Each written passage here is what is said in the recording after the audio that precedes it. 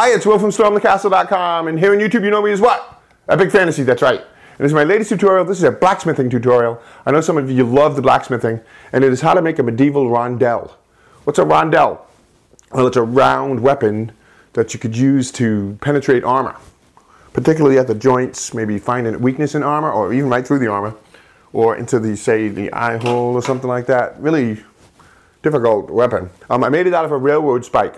So this is a great beginner's blacksmithing project if you want to try something. You might want to try this. Railroad spike, couple pieces of wood. Not a whole lot to it. Had a lot of fun doing it. I'll show you how to do it from start to finish, everything. And so that's it. Let's do it. But first let me say thank you for watching my video. If you're a subscriber, thank you for subscribing. Really, thank you. If you're not a subscriber, you might want to hit that button. Always lots of fun and interesting videos. I do 2 new projects every week in all kinds of subjects. The focus being on creativity and learning stuff. So leave a comment, thumbs up, a project suggestion or something like that. I read all comments. Let's do the introductory video, and then let's do how to make a medieval rondel. Thank you. Dioramas, origami, catapults, and trebuchets, telescopes, terrariums, bonsai trees, and paper games, swords and shields, and real blacksmithing, model rockets, animation. I teach the art of real creation. stormthecastle.com. Let's make something. All right, let's crank up the forge.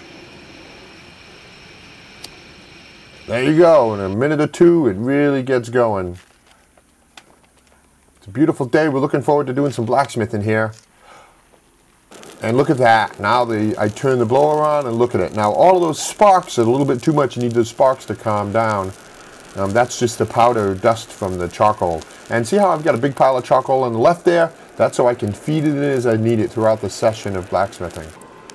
See, now the fire is looking pretty good. It's burning very hot. Let's put the railroad spike in there and get it heated up. See, tending the fire is one of the most important things when it comes to blacksmithing. Actual blacksmiths know this, but a lot of times when you don't blacksmith, you don't realize that. But it's important. See, so move the spike around, start to get it heat up. And I really love how these railroad spikes heat up. They really do a beautiful, they really take the heat beautifully. So let's get started. And I'm going to show you what I did here in a couple of different steps. The first step I did was I'm just going to heat it up and start to round it out a bit. Not a whole lot. I'm not worried about rounding it out a whole lot. But let me just knock the corners off of this spike. And that's kind of like part 1. I'm not too worried about stretching it out or expanding it yet. See, right here I'm just kind of rounding it out, trying to get it into a a rondel shape. So it also helps me to get a feel for the metal and how it's working and how it's behaving, which is really quite wonderful. This stuff really takes to the heat very well. And that's about it. See, starting to knock off the edges, get it rounded. And I wanted to show you something here that's kind of important. You might want to see this. See, now watch my right hand. That's the hand with the tongs. See how I'm moving it? So I'm rotating that piece as I'm hammering it to help round it out. And that's one of the beauties of a big pair of tongs like that. You can just manipulate it like that. Spin it around and round it out as you're hammering. So now let's move on to stage 2. And now here's where I'm going to start to stretch it out a bit and make it. And I did that by heating it in the center section or closer to the handle.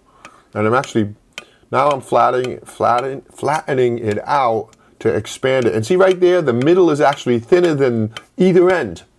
So I'm forcing the metal to expand towards the left, towards the point. And that's how I extend it. So at this point, now I'm starting to extend it. See, now I'm working my way down towards the tip with repeated heatings.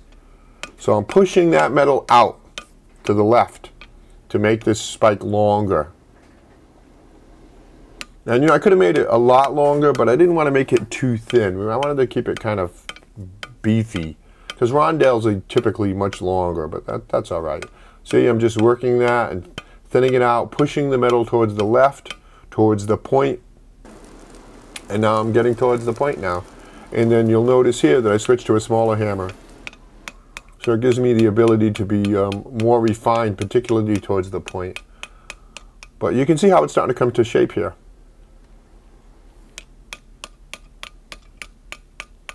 You know, you're watching this video, you watch my other blacksmithing videos, and you want to do some blacksmithing and you don't have any supplies, you can make it happen.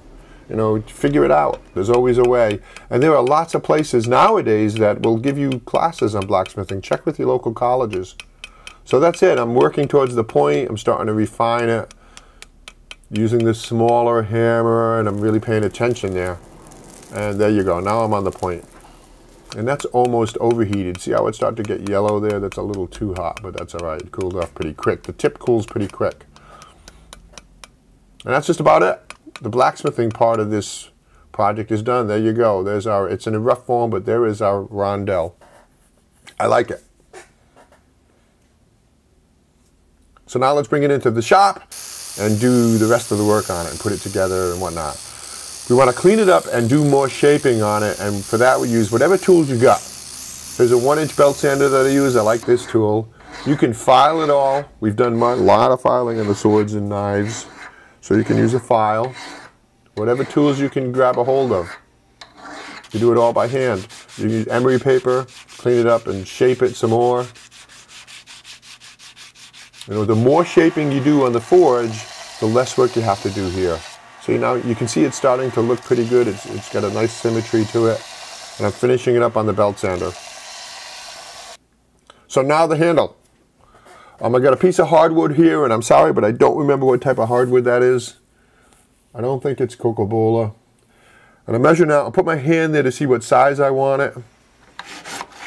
And then I cut that block off the bigger block. There you go, that's our handle. Now how do we get the rondel into it?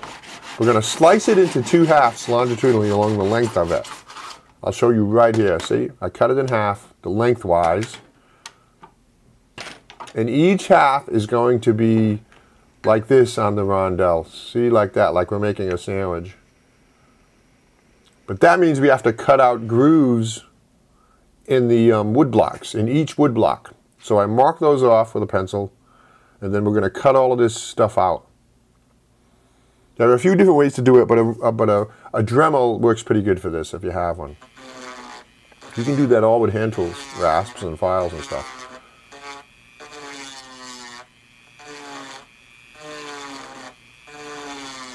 So this dremeling actually took me about 3 hours to do. It's because you have to go slow and you don't want to overcut anything, but it looks really good.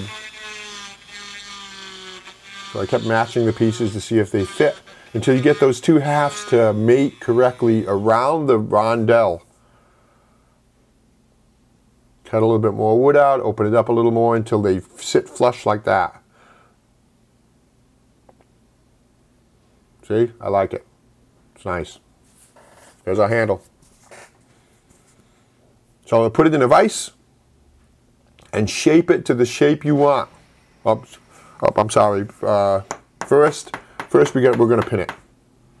And we're actually going to do just a temporary pin to start with. I'll show you. Always use a center punch before you drill, because the drill will float and move around. So we drill through the rondel and through the bottom piece of handle, and then we flip it over. See how those holes are already drilled? And then we drill all the way through to get through the remaining handle half. That way everything lines up perfectly.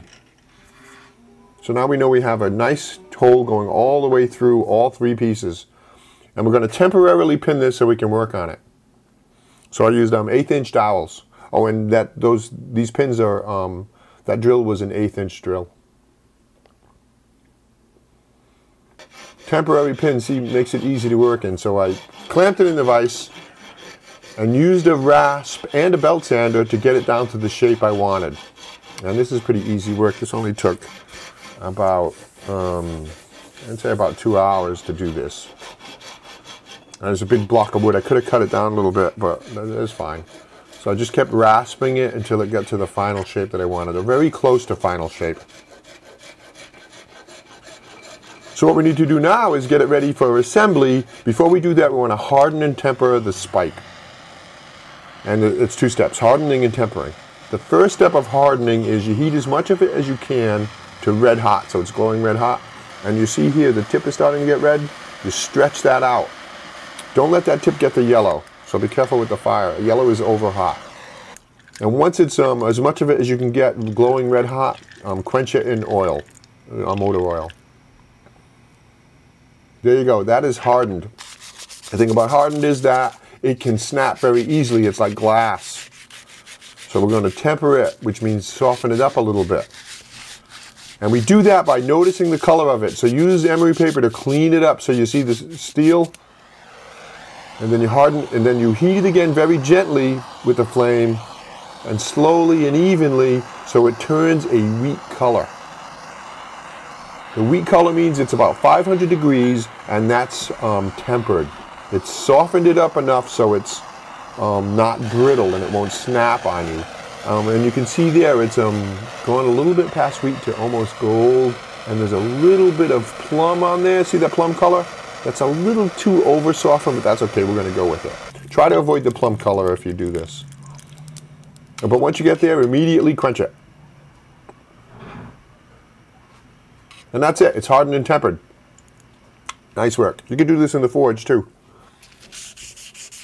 So clean it up with emery paper, and if you want to polish it, you can go ahead and polish this by going through the grits. Start at 80, and then 200, and then 300, 400, all the way up as far as you want to go, 1200 if you want, and you get a nice shine on it. I'm keeping it kind of medieval looking. I didn't polish it much. I only did 2 grits. So we had those wooden pins. Remember those wooden pins we put in? Now we want to replace those with permanent pins. So measure off brass rod, 1/8" brass rod. Cut them just a little bit longer than your wooden pins. You can do both of them.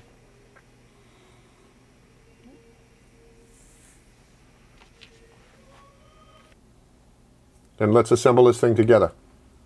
I use a Gorilla Glue 5-minute epoxy, which is fine. They make 15-minute epoxy, 30-minute. The 5-minute is fine for a project like this. It's 2 different chemicals. You mix them together like this. Just follow the directions, and then you apply a very liberal amount inside both those halves of the handle. Just put plenty in there. Don't be bashful with it. We will squeeze out the excess.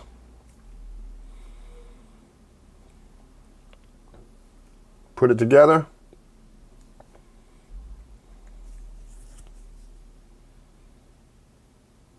Make sure you got it lined up correctly. You can use the wooden pins to check it, and then pin it with the brass pins.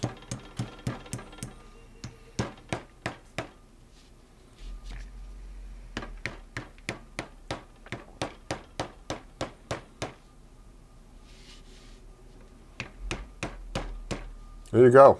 Looks good. Wipe off any excess glue.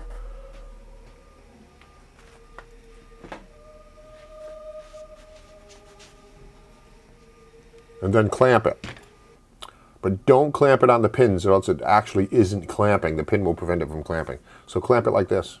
And you know, these techniques that I'm using, this is all the same stuff you use for make a regular knife. So if you make something like this, you're setting yourself up for knife making. And I have tutorials, a few different tutorials, 5 or 6 tutorials on knife making. So let's finish this off. File those brass pins down so they're flush with the handle,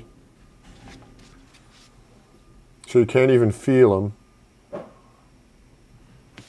And then finish off that handle with some sandpaper. That cleans off the brass, any grit, and brings out the grain in the handle.